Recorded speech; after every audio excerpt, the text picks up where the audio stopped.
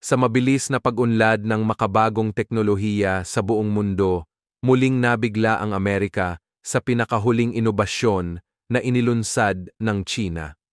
Ang bagong teknolohiyang ito na itinuturing ng marami bilang isang malaking hakbang pasulong sa larangan ng agham at industriyang pangmilitar o pang-ekonomiya ay nagdulot ng matinding interes at pangamba sa mga kanluraning bansa.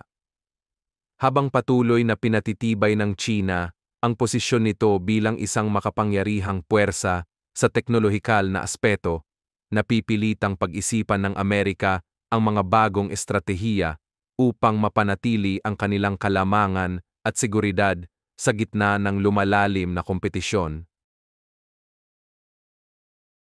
Ang BYD Yangwang U8 ay isang makabagong SUV mula sa China na nagtatampok ng kakaibang kakayahan. Ito ang kauna-unahang floating SUV sa mundo. May kakayahan itong tumaas o bumaba ng hanggang 150 milimetro gamit ang hydraulic suspension system na nagbibigay ng dagdag na ginhawa at kakayahang lumusot sa iba't ibang uri ng kalsada.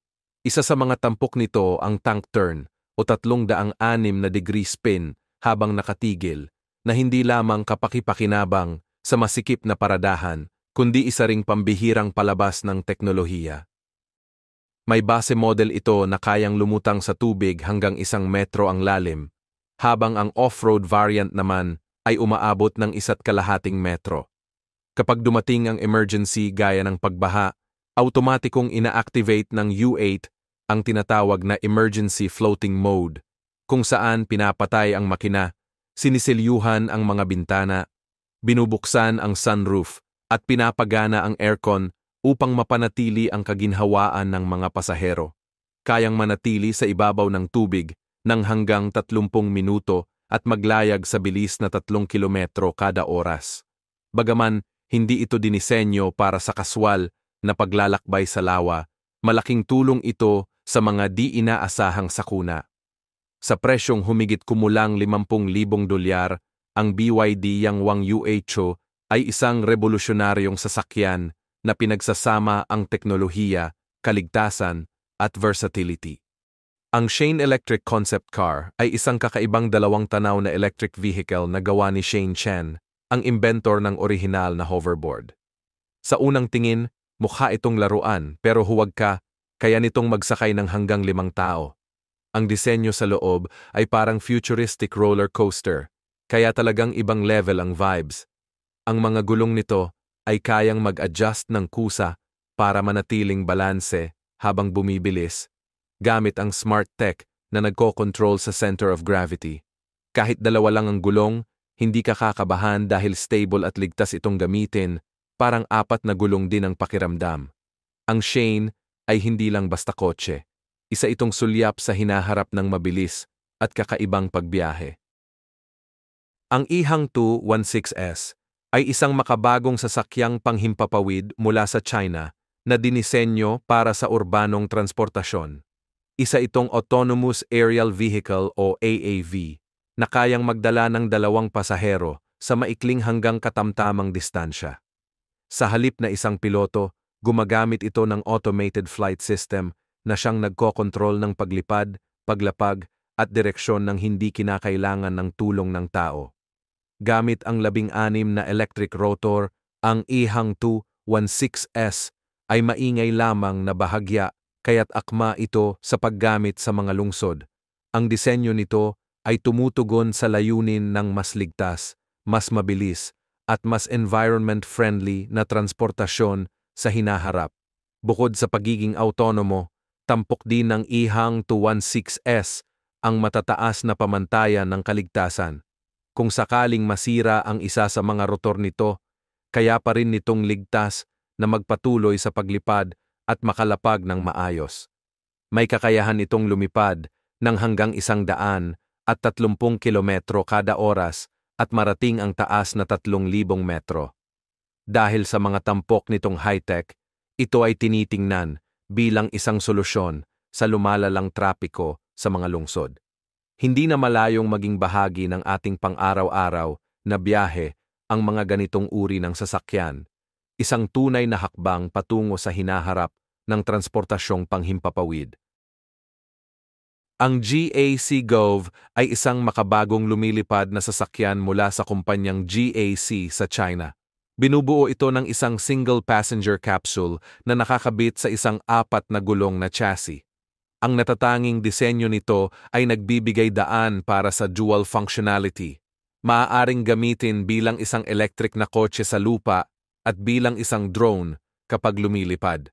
Kapag nais lumipad, humihiwalay ang itaas na bahagi ng sasakyan at nagiging isang drone na may 6 na folding blades. Ang pagsuswitch mula sa driving mode patungong flight mode ay automatiko at hindi nangangailangan ng manual controls, kaya't napakadali at ligtas gamitin. Isa sa mga pinakakahangahangang katangian ng Gove ay ang kakayahang mag-recharge habang nasa ere gamit ang mga automatikong charging stations. Sa kalsada naman, kumikilos ito gaya ng isang normal na electric vehicle na nagbibigay ng maayos na biyahe sa urbanong kapaligiran. Sa loob ng kapsula, maaaring mag-input ng destinasyon gamit ang isang tablet, kaya't simple at intuitive ang operasyon. Ang GAC Gove ay isang malinaw na hakbang patungo sa hinaharap ng personal na transportasyon.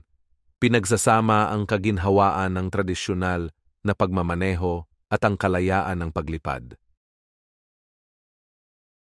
Ang Jump Aero JA1 ay isang makabagong electric vertical takeoff and landing aircraft na idinisenyo para sa mabilisang emergency response at personal na paglalakbay sa ere. Isa itong compact na sasakyang panghimpapawid na gumagamit ng electric propulsion, kaya't tahimik, mabilis, at walang iniimbitang polusyon. Mainam ito sa mga lugar kung saan mahirap dumaan ang tradisyonal na sasakyan gaya ng mga liblib o urbanong lugar na may matinding trapiko. Ang layunin ng JA1 ay tiyakin na ang mga tao ay makakarating agad sa mga kritikal na sitwasyon, kung saan bawat segundo ay mahalaga. Bukod sa bilis at efficiency, ang JA1 ay nilagyan ng mga intuitive control systems at advanced safety features, kaya't kahit hindi bihasa sa paglipad, ay maaaring matutong gamitin ito ng may kumpiyansa. Ang disenyo nito ay tumutugon sa pangangailangan ng makabagong panahon. Isang sasakyang maaaring gamitin hindi lamang para sa pang-emerhensyang gamit, kundi pati na rin sa personal na transportasyon sa himpapawid.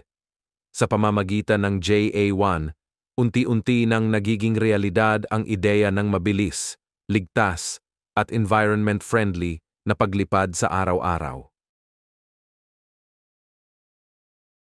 Ang Flyer ay isang makabagong electric vertical takeoff and landing (eVTOL) na sasakyang panghimpapawid na dinisenyo para sa personal na paggamit. Layunin nitong bigyan ng bagong solusyon ang mga problema sa trapiko sa mga lungsod sa pamamagitan ng paglipad sa halip na pagdaan sa abalang kalsada. Dahil sa madaling gamitin na controls at advanced na safety features, kahit ang mga baguhang piloto ay kayang magpalipad nito. Idinisenyo ang Flyer upang maging accessible sa maraming tao na parang pagsakay lang sa isang drone na kayang buhatin ang isang tao. Bukod sa teknolohiya, ang Flyer ay nagbibigay rin ng kakaibang karanasang pangtransportasyon. Isipin mong lumilipad sa itaas ng lungsod habang iniiwasan ang trapik at diretsong nakakarating sa iyong pupuntahan. Bagaman patuloy pa ang pag-unlad ng mga regulasyon para sa personal na eVTOLs, ipinapakita ng Flyer ang posibilidad ng isang mas malaya at mas mabilis na paraan ng pagbibiyahe sa hinaharap. Ito ay isang patikim ng mundo kung saan ang pang-araw-araw na commute ay hindi na nakakabuwisit kundi nakaka-excite. Ang Xpeng X3 ay isang kahanga-hangang lumilipad na kotse mula sa China na may kakayahang vertical takeoff and landing. Sa lupa, umaandar ito bilang isang normal na electric na sasakyan, ngunit kapag kinakailangan, maaari itong lumipad gamit ang 8 rotor na naka-install sa katawan nito. May bigat itong humigit kumulang 1,936 na kilo at kaya nitong lumipad ng hanggang 35 minuto sa bilis na 130 kilometro kada oras. Sa loob, may 270 degrees na panoramic view ang mga pasahero na nagbibigay ng maginhawa at modernong karanasan sa parehong lupa at himpapawid. Isa sa mga natatanging tampok ng Xpeng X3 ay ang advanced recharging system nito, kung saan kayang i-recharge ng ground module ang air module, pinapababa ang downtime at pinapataas ang kahusayan. Mayroon din itong manual at automatic flight control, kaya't napaka-flexible nito depende sa pangangailangan ng gumagamit. Ang X3 ay hindi lang isang konsepto ng hinaharap. Ito ay isang tunay na halimbawa ng pagsasanib ng tradisyonal na driving at makabagong paglipad, at isang malinaw na patunay na papalapit na ang panahon ng mga lumilipad na sasakyan sa ating pang-araw-araw na buhay.